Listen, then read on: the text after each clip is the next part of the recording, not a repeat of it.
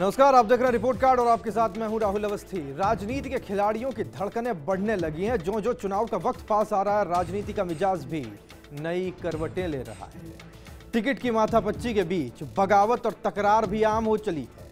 वक्त का बदलता रवैया देखिए। जो अब तक एक दूसरे को डरा रहे थे, वो अपनों से डरते हुए दिखाई दे रहे हैं। कल तक जो एक दूसरे को गरियाते थे, गलबैयां अब करते दिखाई दे रहे हैं, और जो गलबैयां कर रहे थे वो एक दूसरे को गरिया रहे हैं। लेकिन जनता सब देखती है, जांचती है, परखती है, और हम आपको रिपोर्ट कार्ड की शक्ल में दे रहे हैं वो आधार जिससे रंग बदलती राजनीति के बीच आपका यानी जनता का देखना, जांचना, परखना आसान हो सके। आज जारी हो रहा है भीलवाड़ा का रिपोर्ट कार्ड।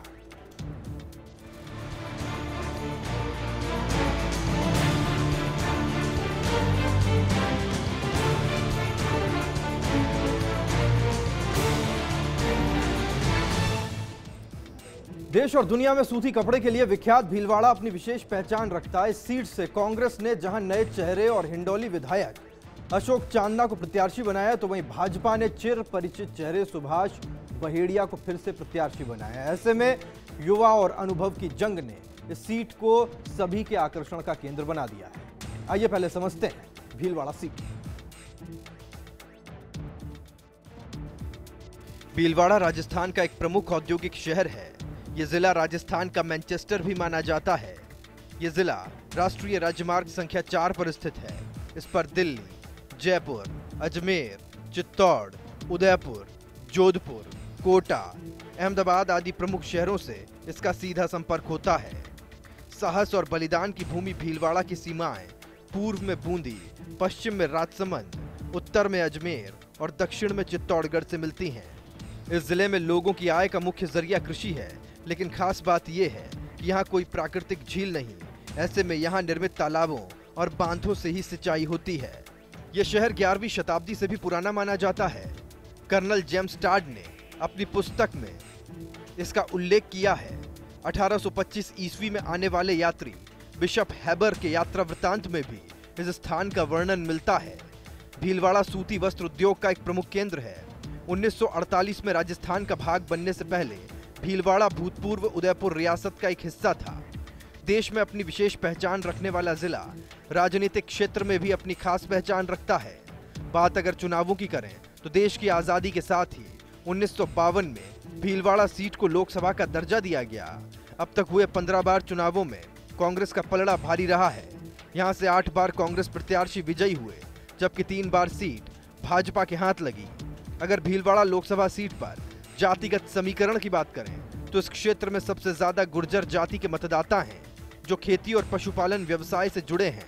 वहीं जिले में ब्राह्मण मतदाता दूसरे नंबर पर आते हैं, वो भी निर्णायक प्रभाव रखते हैं।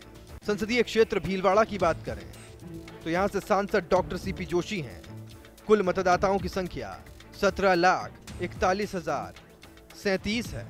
महिला मतदाताओं की संख्या 8,43,557 है और पुरुष मतदाताओं का जिक्र करें तो 8,97,480 पुरुष मतदाता है। जीत का मंत्र इस सीट पर जातिगत समीकरण और प्रत्याशी की छवि है। भीलवाड़ा संसदीय सीट सामान्य वर्ग के लिए है। इस क्षेत्र में कुल 8 विधानसभाएं शामिल हैं। इनमें 7 सीटें भीलवाड़ा जिले की और 1 सीट हिंडोली, बूंदी जिले की शामिल है। विधानसभा चुनावों में भाजपा ने 8 में से 6 सीटों पर कब्जा जमाया था, बल्कि 2 सीटें जहाजपुर और हिंडोली सीट कांग्रेस के खाते में रही है। इस बार का चुनाव भी जिले के लोगों की प्यास बुझाने के लिए पानी के मुद्दे पर ही लड़ा जाएगा। यहाँ की सबसे बड़ी समस्या पेयजल की है। इसी के कारण वर्तमान सांसद सीपी जोशी को भीलवाड़ा छोड़कर जयपुर ग्रामीण का रुख करना पड़ा। जोशी ने पिछले चुनावों में जिले को चंबल का पानी दिलाने का वायदा किया था, लेकिन वो सिर्फ घोषणा भर रह गई। अभी कार्य पूरा नहीं हो पाया है। उधर विधानसभा चुनावों में भाजपा के कई दिग्गज नेता इस बार जिले की सीटों से जीतकर विधानसभा तक पहुंचे, जिसमें वर्तमान सरकार के स्पीकर कैलाश मेघवाल, मुख्य सचेतक कालूलाल गुर्जर शामिल है। एक नजर डाल लेते हैं संसदीय क्षेत्र में आने वाली सीटों पर। भीलवाड़ा संसदीय सीट से विधानसभा के गणित की बात करें तो आसिंद सीट से रामलाल गुर्जर भारतीय जनता पार्टी की टिकट पर जीत कर आए। मांडल से कालूलाल गुर्जर ने बीजेपी के ही टिकट पर जीत हासिल की। सहाड़ा से डॉक्टर बालूराम चौधरी बीजेपी की टिकट पर जीते। भीलवाड़ा से विट्ठल शंकर अवस्थी बीजेपी की टिकट पर जीत हासिल करने में कामयाब रहे। शाहपुरा से कैलाश चंद्र मेघवाल ने बीजेपी की टिकट पर जीत हासिल की। जहाजपुर से कांग्रेस के टिकट पर धीरज गुर्जर जीते।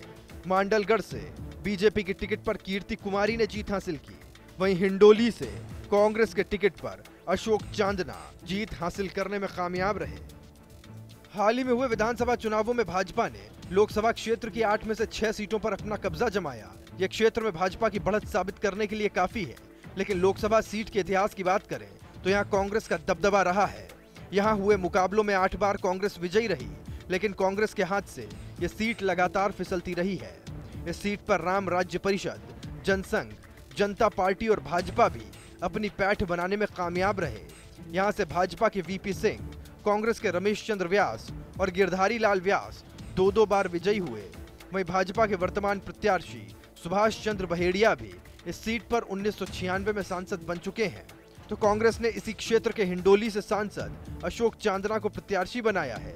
ऐसे में युवा जोश और अनुभव का ये मुकाबला इस बार काफी रोचक रहेगा।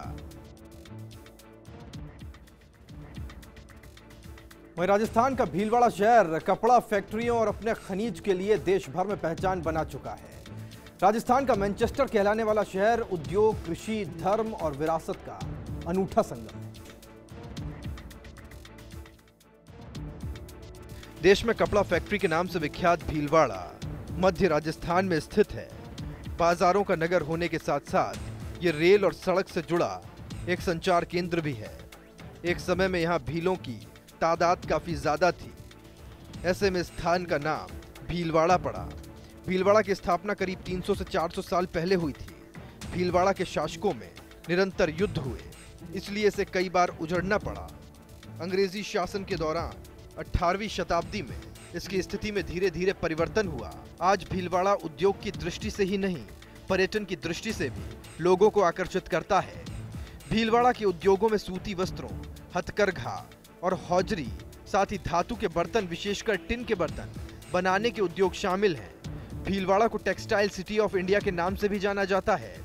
भीलवाड़ा राजस्थान के प्रमुख औद्योगिक शहरों में से एक है। भीलवाड़ा के कपड़ों में प्रमुख ब्रांड जैसे BSLA, मयूर शूटिंग्स और सुजुकी शूटिंग्स का उत्पादन होता है। यहाँ पर बड़ी संख्या में टेक्सटाइल उद्योग लगे हुए हैं। करीब 400 कपड़ा फैक्ट्रियाँ यहाँ से संचालित हो रही हैं, जिनमें हजारों लोगों को काम मिला हुआ है।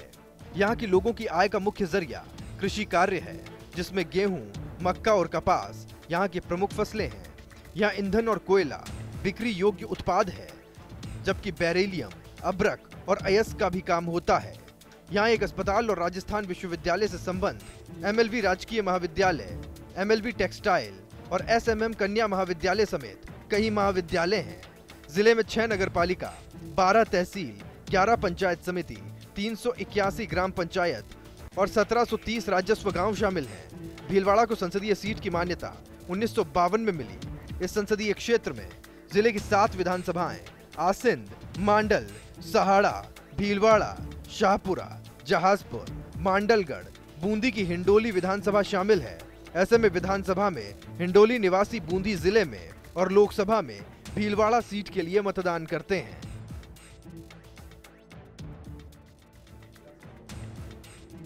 वहीं भीलवाड़ा सीट से वर्तमान सांसद doctor CP Joshi all India Congress के महासचिव और कांग्रेस उपाध्यक्ष राहुल गांधी की कोर टीम के सदस्य हैं। हालांकि उन्होंने अपनी सीट बदल ली। जयपुर ग्रामीण सीट से इस बार वो मैदान में हैं। एक नजर डाल लेते हैं सीपी जोशी के जीवन सफर पर। डॉक्टर सीपी जोशी इस बार यहां से सांसद के लिए प्रत्याशी नहीं है, लेकिन इस सीट को छोड़ना नए राजनीतिक समीकरण पैदा कर रहा है।